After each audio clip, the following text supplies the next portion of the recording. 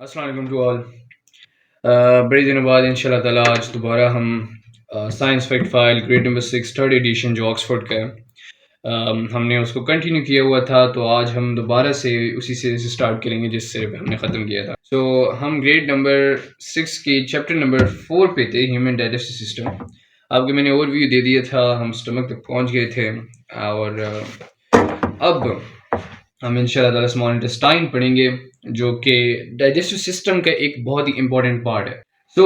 पहले तो आपको मैं ये बताऊं कि जो स्मॉल इंटेस्टाइन है ये दरअसल दिखता कैसे है। आप लोग आगे की क्लासेस में जब प्रोसीड करेंगे इंशाल्लाह, तो उस वक्त भी आपको ये चीज़ बहुत काम आएगी कि आखिर small intestine how does it look. जो स्मॉल इंटेस्टाइन होता है, अगर आप लोगों ने कभी वॉइस देखे हों और वो सारे एक जगह के एक दूसरे के साथ जो है ना मिक्सअप हुए हों, या कभी अपने स्पेगेटी खाए हों, तो जस्ट लाइक स्पेगेटीज और नूडल्स, स्मॉल इंटेस्टाइन भी हमारे इसी तरह होते हैं, but they are wider than spaghettis और नूडल्स। ये तो जस्ट मैंने आपको बताया, एग्जाम्पल लिए, but they are just like small intestine जो होता है वो थोड़ा बहुत जो है स्पेगेटीज एंड नूडल्स की तरह लगता है। ये हमारे एब्डोमेन के बिल्कुल बिटवीन होते हैं, मतलब लार्ज इंटेस्टाइन होता है उसके बिल्कुल मिड पे होता है। तो बस आप लोग ये याद रखें कि small intestine is just like noodles और spaghettis, so you can remember it from that way. Okay, so physical appearance हमारी होगी। अब बात करते हैं कि स्मॉल इंटेस्टाइन जो है ये कितने पार्ट्स में मुश्तमिल है। आप लोग की ग्रेड तक तो स्मॉल इंटेस्टाइन के बारे में सिर्फ एक दो चीज़ें बताई गई हैं जो कि उसके पार्ट्स हैं, यानी ड्यूडिनम के बारे में बताया गया। लेकिन आगे की बुक्स में जब आप लोग इंशाल्लाह फर्दर प्रोसीड करेंगे तो आपको इलियम, पैसियम and duodenum, these all will be told to you, but अभी के लिए हम सिर्फ ड्यूडिनम के ऊपर बात करेंगे कि ये क्या चीज़ है।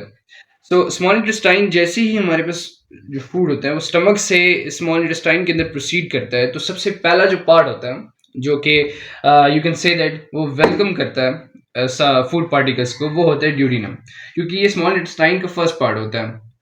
अच्छा, as you can see in the diagram कि जैसे ही स्टमक से आपके पास फूड आता है तो वो जब स्मॉल इंटेस्टाइन के अंदर प्रोसीड करता है तो वो इस ड्यूडिनम के अंदर प्रोसीड करता है। You can see over there कि ये ड्यूडिनम जो होता है ये स्मॉल इंटेस्टाइन का फर्स्ट पार्ट होता है। और अब स्मॉल इंटेस्टाइन एक्चुअली वर्क कैसे करता है।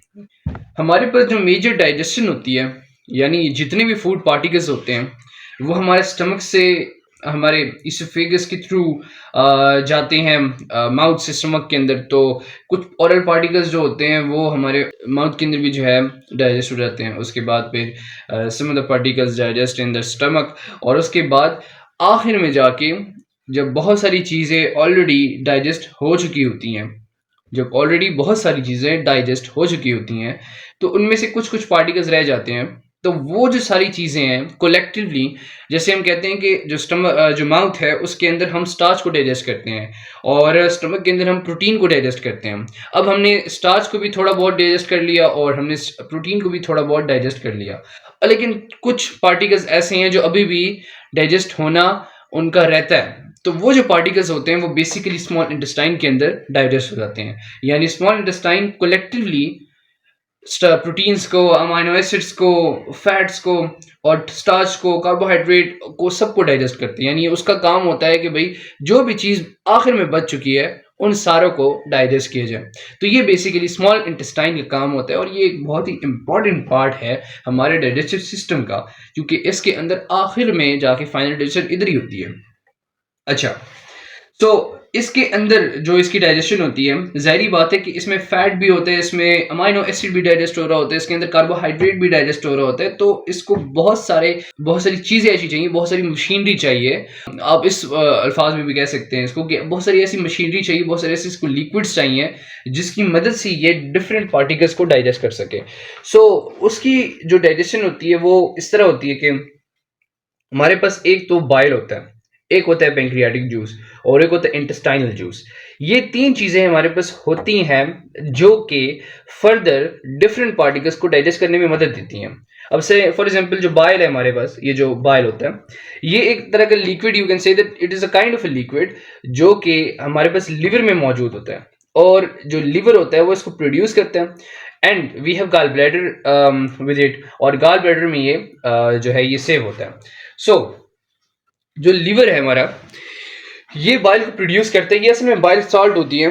तो ये लिवर जो है बाइल साल्ट को प्रोड्यूस करता है और गॉल ब्लैडर में ये स्टोर होता है, और जब भी हमारे पास फूड होता है वो स्टमक के अंदर आता है, तो जो लिवर होता है वो गॉल ब्लैडर के थ्रू बाइल को रिलीज कर देता है। तो जैसे ही वो बाइल को रिलीज करेगा तो वो बाइल डक्ट के थ्रू डायरेक्ट जाएगा into the duodenum and then into the small intestine. तो वहां पर जो है बाइल का जो बेसिक काम होता है वो ये होता है कि फैट्स को ब्रेक डाउन कर देता है। यानी असल में फैट्स को ब्रेक डाउन करने का मतलब ये है कि स्टार्टिंग में जो फैट्स होते हैं, फैट ड्रॉपलेट्स होते हैं, जो फैट होते हैं वो बहुत ही एक लार्जर एरिया को सराउंड करते हैं और उनका जो साइज होता है वो बहुत ज़्यादा होता है। तो हमारी जो बॉडी होती है वो उतने लार्जर साइज को इजीली उससे फ़ायदा नहीं उठा सकती। It must be break down. So इसके लिए हमारे पास बाइल साल्ट होता है जो कि फैट्स को ब्रेक डाउन कर देता है स्मॉल ड्रॉपलेट्स के अंदर, बहुत छोटे छोटे पार्टिकल्स के अंदर। फैट के ही पार्टिकल्स होते हैं, उनको बहुत छोटे छोटे और पार्टिकल्स के अंदर कन्वर्ट कर देते हैं ताकि वो आराम से हमारे जो ब्लड के अंदर है वो जा सके। इसका एक और भी फंक्शन है, वो ये है कि ठीक है, हमने ये समझ लिया कि भाई जो लार्जर पार्टिकल्स हैं फैट्स के, उनको छोटे पार्टिकल्स फैट्स के अंदर कन्वर्ट कर दिया जाता है और ये फिर हमारे ब्लड के अंदर आ जाते हैं, मतलब ईजिली आ जाते हैं। ये तो चले एक नॉर्मल सी बात बंदा कह दे, लेकिन बेसिक क्या मतलब है कि हम क्या ज़रूरत पड़ती है हमें कि हम लार्जर फैट्स को हम स्मॉल फैट्स के अंदर कन्वर्ट करें। तो बेसिकली इसका जो सबसे आसान हल ये है वो ये है कि जब एक आप for example you are going on the road और आपके सामने सड़क पे एक बहुत बड़ा पत्थर आ जाता है। सो जब आप उसके ऊपर गाड़ी चढ़ाएंगे तो there will be some hurdle और आपको कुछ प्रॉब्लम होगी, गाड़ी को नुकसान हो सकता है, you could have some damage. So इस वजह से हम उस लार्जर पार्टिकल, वो जो लार्ज रॉक था, उसके ऊपर आराम से नहीं चढ़ सकते। अब इसी की जगह अगर हम एक छोटा पत्थर उठा लें और उसको उसी जगह पे रख दें तो जो गाड़ी होगी वो आराम से उस पत्थर के ऊपर से निकल जाएगी। इसी तरह से हमारे पास जो लार्जर ड्रॉपलेट्स होते हैं फैट्स के, वो आराम से डाइजेस्ट नहीं हो पाते, तो हम उनको स्मॉल फैट्स के अंदर कन्वर्ट कर देते हैं ताकि जो हमारे पास एंजाइम होते हैं जो कि इनको डाइजेस्ट करने वाले होते हैं वो आराम से उनको मतलब मदद मिल जाए, उनको इतना ज़्यादा वर्क ना करना पड़े और वो आराम से उन छोटे पार्टिकल्स को डाइजेस्ट कर दें और आराम से हमारे ब्लड के अंदर उनको कन्वर्ट कर दें, ब्लड के अंदर ले जाएं। सो ये बेसिक जो है मतलब होता है कि वो लार्ज फैट ड्रॉपलेट्स को स्मॉल फैट ड्रॉपलेट्स के अंदर कन्वर्ट करें। ये तो हमारी बात हो गई बाइल सॉल्ट पे, मतलब हमारा एक काम हो गया, फैट हमारे हो गए digest. Now we will move towards pancreatic juice. अच्छा, जो पैंक्रियाटिक जूस है इसके नाम से ही आप वाकिफ होंगे कि ये असल में बनता है पैंक्रियास के अंदर और उसके बाद ये ड्यूडेनम के थ्रू ऐड हो जाता है स्मॉल इंटेस्टाइन के अंदर। यानी जो हमारा स्टमक है, लिवर है, गॉल ब्लैडर है, पैंक्रियास है, ये सारी की सारी चीज़ें जो है ना स्मॉल इंटेस्टाइन के करीब तर होती हैं। तो पैंक्रियाटिक जूस डायरेक्ट जो है निकलता है पैंक्रियाटिक थ्रू पैंक्रियाटिक डक्ट से और वो जाता है ड्यूडेनम के अंदर, ड्यूडेनम के थ्रू वो स्मॉल इंटेस्टाइन के अंदर चला जाता है। ये हमारा एक काम है। उसके बाद एक और जूस होता है जो कि स्मॉल इंटेस्टाइन इटसेल्फ प्रोड्यूस करता है और उसको हम कहते हैं इंटेस्टाइनल जूस। वो भी पैंक्रियाटिक जूस की तरह होता है और बिल्कुल मतलब दोनों के काम एक तरह से you can say that they have similar formation. दोनों के अंदर इंजाइम्स होते हैं, वैरायटी ऑफ इंजाइम्स होते हैं और वो कन्वर्ट करते हैं और डाइजेस्ट करते हैं फूड मटेरियल्स को। सो ये दो जूस भी होते हैं हमारे इंटेस्टाइन के अंदर। ओके, ये जो इंजाइम्स होते हैं हमारी बुक के अंदर there are some limited enzymes, however we will study them, क्योंकि जहां आपका कोर्स है वहां तक तो आपको पढ़ना है। सो जो एमाइलेज है, प्रोटीएज है, लाइपेज है, कार्बोहाइड्रेट्स, इसको याद करने का सबसे आसान तरीका ये है, सबसे आसान तरीका, क्योंकि ये ऐसे कुछ वर्ड्स हैं आपको इन वर्ड्स के बारे में कभी नहीं पता होगा और ना आपने कभी सुना होगा, डेली लाइफ में हम इनको यूज़ नहीं करते। However if you become a doctor, so these words will be familiar to you, but now they aren't familiar to you. So इसको याद करने का सबसे बेहतरीन तरीका ये है कि आपने देख लिया कि ये एमाइलेज है, this is actually known as amylase. आप जब इंशाल्लाह 9, 10 first year second year then you will go toward the higher studies, आपको ये लफ्ज़ जो है ना बार बार आपके पास आएगा, तो उसको अभी याद कर लें तो ज़्यादा बेस्ट है। इसके लिए आपने एक शॉर्ट सी ट्रिक बनानी है कि अमाइलेज के अंदर एक्चुअली एम लिखा हुआ है, यहाँ पे देख लें आप, एम लिखा हुआ है। सो इसको याद करने का तरीका ये है, यहाँ पर एम लिखा हुआ है। सो जो ह्यूमन बॉडी का माउथ होता है उसके अंदर क्या चीज़ कन्वर्ट होती है, think of it, recall it. हाँ, स्टार्च। स्टार्च हमारे पास माउथ के अंदर डाइजेस्ट होता है। सो आप यहाँ से जैसे ही आपने देख लिया कि इस वर्ड के अंदर एम लिखा हुआ है और लिखा भी एज है, इस जहाँ पे एज आ जाए उसका मतलब होता है एंजाइम। तो यहाँ पर एम लिखा हुआ है तो आपकी डायरेक्ट माइंड में क्लिक होना चाहिए कि ये वो चीज़ है जो कि डाइजेस्ट करेगा स्टार्च को इनटू माल्टोस। और ये वो वाला स्टार्च है जो कि माउथ से थोड़ा बहुत रह चुका है, और अब वो जो आखिरी आखिरी पार्टिकल्स हैं जो थोड़े बहुत तो एस्केप कर चुके हैं, उनको कोई रास्ता मिल गया तो और वो माउथ के अंदर डाइजेस्ट ना हो पाए, वो फिर इधर जाके डाइजेस्ट हो जाते हैं। तो आपने इस एम से याद रखना है कि भाई ये वो चीज़ है जो कि माउथ के अंदर रह गई थी, अब इसको हमने कन्वर्ट करना है स्मॉल इंटेस्टाइन के अंदर, और वो क्या चीज़ है, वो है स्टार्च इनटू माल्टोज। ये चीज़ अब क्लियर हो गई। Okay, then comes towards protease. अब प्रोटीएज जो है ये एक ऐसी चीज़ है ये जो कि स्टमक के अंदर भी पाई जाती है और यहाँ पर भी है। सो प्रोटीएज जो होता है वो प्रोटीन्स को, इसके नाम से वाकिफ आप हो जाएं कि ये प्रोटीएज है, तो ये डायरेक्ट प्रोटीन को कन्वर्ट कर देगा अमीनो एसिड के अंदर। उसके बाद बात करते हैं लाइपेज की। अब जो लाइपेज होता है वो एक्चुअली लाइपेज लिपिड्स हो गए या फैट्स हो गए, they are something same things. So lipase के वर्ड से आपको याद होना चाहिए कि ये फैट है और इसको फैट को कन्वर्ट करने फैटी एसिड ग्लाइसरोल के अंदर। उसके बाद कार्बोहाइड्रेट्स है, और कार्बोहाइड्रेट जो है, जो रिमेनिंग कार्बोहाइड्रेट होता है वो ग्लूकोज के अंदर कन्वर्ट हो जाता है। सो ये जो एंजाइम्स हैं they are very important, you have to remember them. और आप लोगों ने इसी तरह से लिखने जिस तरह ये लिखे हुए हैं पेपर के अंदर, because they are very important in the small intestine, because ये सारा फंक्शन इनके ऊपर डिपेंड करता है। और ये जो एंजाइम हमने पढ़े हैं ये कहाँ पे होते हैं, ये पेंक्रियाटिक जूस और इंटेस्टाइनल जूस के अंदर प्रेजेंट होते हैं, जो कि फिर मदद करते हैं माइलेज, प्रोटीएज, लाइपेज, कार्बोहाइड्रेट्स, ये starch, proteins, fats and carbohydrates को कन्वर्ट करने में मदद देता है into maltose, amino acid, fatty acid, glycerol and glucose. So these are something. अच्छा, यहाँ पर ये भी आपको याद होना चाहिए क्योंकि बिकॉज जो भी बुक के अंदर चीज़ दी जाती है वो किसी रीज़न की वजह से दी जाती है। So you have to remember this diagram. अपने डायग्राम की प्रैक्टिस करनी है, आपको पता होना चाहिए कि where is a pancreatic duct, where is a bile duct, where is a duodenum, where is a small intestine, where is the stomach and where is the oesophagus. So ये चीज़ आपको याद होनी चाहिए। Okay okay, so page number 46 के अंदर हम आ चुके हैं, और इसके अंदर स्मॉल इंटेस्टाइन की हमारे पास डायग्राम है। और इसके अंदर अब मैंने आप लोगों को पहले बताया था कि जो स्मॉल इंटेस्टाइन होता है उसका जो बेसिक फंक्शन, एक बेसिक फंक्शन ये होता है कि वो जितना भी अनडाइजेस्टिव फूड रह चुका होता है, मतलब पूरी बॉडी के अंदर से आते आते जब जितना भी छोटे बहुत जो थोड़े बहुत जो है डाइजेस्टिव सिस्टम के अंदर जो पार्टिकल्स रह चुके होते हैं उनको डाइजेस्ट कर देते हैं। ये तो हमारा एक बेसिक फंक्शन है स्मॉल इंटेस्टाइन का। इसके अलावा एक और फंक्शन भी है डाइजेस्टिव सिस्टम के अंदर स्मॉल इंटेस्टाइन को, वो बहुत ही इंपॉर्टेंट एक फंक्शन है। वो ये कि स्मॉल इंटेस्टाइन के अंदर रिमेनिंग जो फूड पार्टिकल्स होते हैं वो भी डाइजेस्ट हो चुके होते हैं, और उसके बाद अब बेसिक काम तो असल में डाइजेशन नहीं है, बेसिक काम तो है ये कि जो भी चीज़ डाइजेस्ट हो चुकी है उधर हम उस चीज़ से अब हम फ़ायदा उठा सकें, उससे हम एनर्जी प्रोड्यूस कर सकें, और उस एनर्जी को हम उस वक्त प्रोड्यूस करेंगे जब वो ब्लड के अंदर आएगा। सो अब ये काम जो है, जो ऑब्जर्प्शन है from the small intestine into the blood, वो कौन करेगा? बात तो में मैंने बता दिया आंसर कि ये स्मॉल इंटेस्टाइन ही का काम होता है कि वो जितना भी डाइजेस्ट हुआ फूड, जितना भी डाइजेस्ट फूड होता है उसको ले जाता है ब्लड के अंदर through small particles known as Willie.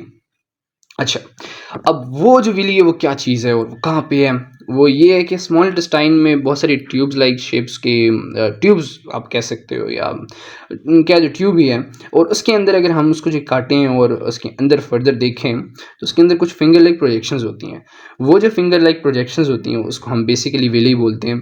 और उसके बाद जो विली होता है, काम यहाँ पर भी ख़त्म नहीं होता क्योंकि हमारे पास बहुत छोटे छोटे पार्टिकल्स होते हैं। कुछ लोग, कुछ बच्चे कहते हैं कि, क्योंकि मैं भी कहता था कि देखिए विली आ चुका है, विली बहुत एक छोटी सी चीज़ है स्मॉल इंटेस्टाइन के अंदर, बहुत ही छोटा सा फिंगर लाइक प्रोजेक्शन है। तो इसके फर्दर आगे हम मतलब अल्लाह ताला ने क्यों ये छोटी छोटी पार्टिकल्स और बनाए हुए हैं? तो इसका आंसर ये है कि हमारे पास एक तो फूड पार्टिकल्स हैं वो बहुत ठीक है, डाइजेस्टिव सिस्टम के बाद जब वो पूरा एक प्रोसेस के थ्रू आते हैं तो बहुत छोटे छोटे पार्टिकल्स होते हैं, बट उसके अंदर बहुत सारे ऐसे पार्टिकल्स भी होते हैं बहुत छोटे होते हैं, और हमें हमेशा से बहुत छोटे छोटे पार्टिकल्स चाहिए होते हैं। सो वो जो छोटे पार्टिकल्स होते हैं उनको भी तो ऑब्जर्व करना है, क्योंकि हमें तो छोटी सी छोटी चीज़ को भी जो है ऑब्जर्व करना है। तो उसके लिए हमारे पास यू कैन से दैट आपके लेवल तक हम यही कहेंगे। वैसे ये रीज़न नहीं है, इसके अलावा भी बहुत सारे रीजंस हो सकते हैं, लेकिन आपके लेवल को समझाने के लिए सिर्फ मैं ये कह रहा हूँ कि यहाँ पर हमारे पास और फिंगर लाइक छोटी छोटी और प्रोजेक्शंस भी होती हैं जिनको हम व्हीलस बोलते हैं। और वो जो व्हीलस होते हैं बेसिकली उनका काम होता है कि वो डाइजेशन करें, वो स्मॉल इंटेस्टाइन से ब्लड के अंदर चीज़ों को ट्रांसफ़र करें। बेसिक काम जो होता है हमारा वो व्हीलस के अंदर होता है। और व्हीलस कहाँ पे होते हैं, वो बहुत सारे हो सकते हैं और वो एक व्हीली के ऊपर होते हैं। और एक व्हीली जो होता है वो एक स्मॉल इंटेस्टाइन की एक ट्यूब के अंदर बहुत सारे हो सकते हैं। सो ये एक पूरा साइकिल है जो चलता रहता है। और हमारा जो फूड होता है वो 5 to 6 आवर्स वो हमारे स्मॉल इंटेस्टाइन के अंदर रहता है। और यहाँ पर भी कुछ ऐसे पार्टिकल्स ज़रूर होते हैं जो कि डाइजेस्ट नहीं हो पाते, यानी वो ना तो माउथ में डाइजेस्ट होते हैं, ना वो स्टमक में डाइजेस्ट होते हैं, ना वो फिर स्मॉल इंटेस्टाइन में डाइजेस्ट हो पाते हैं। तो वो जो अनडाइजेस्टिव फूड पार्टिकल्स होते हैं वो फिर स्मॉल इंटेस्टाइन के ज़रिए वो जाते हैं लार्ज इंटेस्टाइन के अंदर। यहाँ तक तो हमारा हो गया स्मॉल इंटेस्टाइन। अब बात करते हैं हम अपेंडिक्स की। Have you heard about appendix, that what is appendix? कभी न कभी तो आपने इस लफ्ज़ के बारे में सुना ही होगा, और बहुत सारे बच्चों का तो अपेंडिक्स का ऑपरेशन भी हो चुका होगा। अपेंडिक्स असल में है क्या चीज़? ये असल में एक स्मॉल सा ऑर्गन होता है। ये जो चीज़ है ना, ये this is we can say that एक तरह का अपेंडिक्स है, क्योंकि अपेंडिक्स जो होता है वो एक स्मॉल सा ऑर्गन होता है जो कि लार्ज एंड स्मॉल इंटेस्टाइन के जंक्शन के दरमियान जो है ना निकला होता है थोड़ा सा। तो ये आपको समझाने के लिए हम कह देते हैं कि यार ये एक अपेंडिक्स है। अपेंडिक्स के अंदर जो है वो जितनी भी एक फजूलियात वगैरह होती हैं वो आ जाती हैं। मतलब मैं आपको एक सिंपल वर्ड में बता रहा हूँ कि अपेंडिक्स में जो है कभी कभार जो है ना थोड़ा बहुत कचरा आता रहता है जो ऐसे फूड पार्टिकल्स होते हैं नुकसानदेह होते हैं वो आते रहते हैं। और एक टाइम आता है कि जब वो जो फूड पार्टिकल्स होते हैं वो उसके उनसे भर जाता है अपेंडिक्स, और उसके बाद फिर वो पेन करना शुरू कर देता है। और उस पेन की वजह से फिर बंदे को बहुत ज़्यादा प्रॉब्लम होती है। और फिर इस इशू को ख़त्म करने के लिए अपेंडिक्स ऑपरेशन किया जाता है और उसके बाद इस चीज़ को निकाल दिया जाता है। तो इसका कोई बेसिक काम नहीं है हमारे पास, मतलब इसका कोई काम नहीं है ह्यूमन बॉडी के अंदर। अगर ये हो ना हो इट डजेंट मैटर। अलबत्ता हर्बीवोरस के अंदर ये हॉर्सेस एंड रैबिट्स के अंदर भी होता है, यानी हर्बीवोरस के अंदर जो घास खाते हैं उनके अंदर भी होता है, लेकिन वो उनके अंदर जो अपेंडिक्स होता है वो थोड़ा बड़ा होता है और उसका फंक्शन भी होता है। और उसका फंक्शन ये होता है कि वो सेलुलोज को डाइजेस्ट करता है। और सेलुलोज क्या है? सेलुलोज आप लोगों ने प्लांट सेल्स में पढ़ा होगा कि सेलुलोज एक बहुत ही इंपॉर्टेंट चीज़ है जो कि सेलुलोज जो प्लांट सेल के अंदर पाई जाती है। वो उस चीज़ को डाइजेस्ट करने के लिए हर्बीवोरस के अंदर अपेंडिक्स होता है। लार्ज इंटेस्टाइन की बात करते हैं। अब हमारे पास जो भी अनडाइजेस्टिव फूड होता है वो आ जाता है लार्ज इंटेस्टाइन के अंदर। अब जो लार्ज इंटेस्टाइन के अंदर होता है उसके अंदर वाटर भी होता है, और जो वेजिटेबल्स हम खाते हैं उनके फाइबर्स भी होते हैं, यानी वो फैट्स होते हैं जो कि डाइजेस्ट नहीं हो पाते। इसके अलावा सेलुलोज भी होता है जो प्लांट्स के अंदर पाया जाता है। अभी जो हमने बात की वो भी, क्योंकि हम वेजिटेबल्स खाते हैं तो वो भी तो प्लांट्स ही हैं, तो उसके अंदर भी सेलुलोज होता है और फैट ड्रॉपलेट्स होते हैं और बहुत सारी ऐसी चीज़ें होती हैं जो कि अनडाइजेस्टिव रह जाती हैं और वो भी चली जाती हैं लार्ज इंटेस्टाइन के अंदर। और वो जो सारा कुल मिला के जो भी सारी चीज़ें हैं जो कि अनडाइजेस्टिव फूड होता है, फिर हम उसको अनडाइजेस्टिव फूड नहीं बोलते बल्कि उसको हम रफिश बोलते हैं। अब लार्ज इंटेस्टाइन का जो बेसिक मतलब होता है, बेसिक एक होता है, एक तो ये होता है कि वो जो अनडाइजेस्टिव फूड होता है उसको एक्सक्रीट कर देता है बॉडीज़ के बाहर। एक तो उसका ये फंक्शन है। इसके अलावा इसका एक और फंक्शन है वो ये है कि जो रफिज होता है उसके अंदर भी तो पानी है। अब उस पानी को बॉडी कभी भी नहीं चाहता कि वो ज़्यादा से ज़्यादा पानी अपना बॉडी के बाहर भेजे। बॉडी की हमेशा से यही कोशिश होती है कि जितना ज़्यादा पानी वो अपने साथ रख सकता है वो रखे। तो उसकी एक कोशिश का ही नतीजा है कि लार्ज इंटेस्टाइन जहाँ पर आके सिर्फ अनडाइजेस्टिव फूड होता है वहाँ पर भी आके, यानी लार्ज इंटेस्टाइन के अंदर भी जो वाटर होता है बॉडी कोशिश कर रहा होता है कि वो उसको ऑब्जर्व कर ले और उसको बाहर निकलने से बचा दे। तो लार्ज इंटेस्टाइन की बार बार कोशिश होती है कि वो पानी को ऑब्जर्व कर ले, और ज़्यादा से ज़्यादा पानी जो है ना वो ऑब्जर्व कर भी लेता है, और बहुत स्मॉल अमाउंट ऑफ पानी जो है ना आखिर में रह जाता है जो कि अनडाइजेस्टिव बॉडी से बाहर निकलता है। और वो पानी कहाँ से जो है ना ऑब्जर्व होता है, वो वॉल्व्स के थ्रू होता है, यानी लार्ज इंटेस्टाइन की जो वॉल्व्स होती हैं ना उसके थ्रू जो है ना पानी ऑब्जर्व होता है इनटू द ब्लड। ओके, अब जब पानी ऑब्जर्व हो जाता है तो फिर जो रफेज होते हैं वो कन्वर्ट हो जाते हैं फेसिस के अंदर, और वो जो फेसेस होते हैं वो ना तो पूरा सॉलिड होते हैं ना वो पूरे लिक्विड होते हैं। There we can say that they are semi solid faeces, क्योंकि उसके अंदर से ज़्यादा पानी निकल चुका है। सो अब थोड़ा सा पानी रह गया तो जिसकी वजह से वो सेमी सॉलिड बन जाते हैं। फेसेस जो होते हैं वो तकरीबन 12 से 24 घंटे के दरमियान जो है ना रेक्टम के अंदर रहते हैं। रेक्टम असल में ये लार्ज इंटेस्टाइन है, इधर नीचे जो है ना ये चीज़ रेक्टम है, थोड़ा सा और नीचे है तो ये रेक्टम ही है।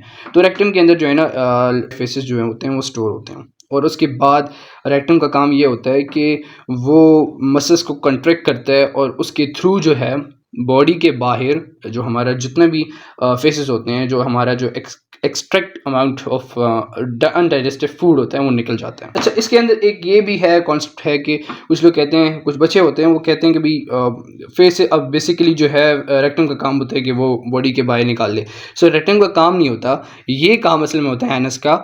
एनस असल में बॉडी के थ्रू मतलब बॉडी से बाहर निकालता है फजलियात को, लेकिन रेक्टम का काम ये होता है कि वो चीज़ों को स्टोर करते हैं, फिजिक्स को स्टोर करते हैं और थ्रू द वॉल्स की मदद देता है एनस को कि वो बॉडीज़ के बाहर अनडाइजेस्टेड फूड को निकाल दें। और ये जो सारा प्रोसेस होता है इसको हम इजेशन बोलते हैं, डिफिकेशन बोलते हैं। ये आप दोनों इसके जो है ना नेम्स हैं इस प्रोसेस के।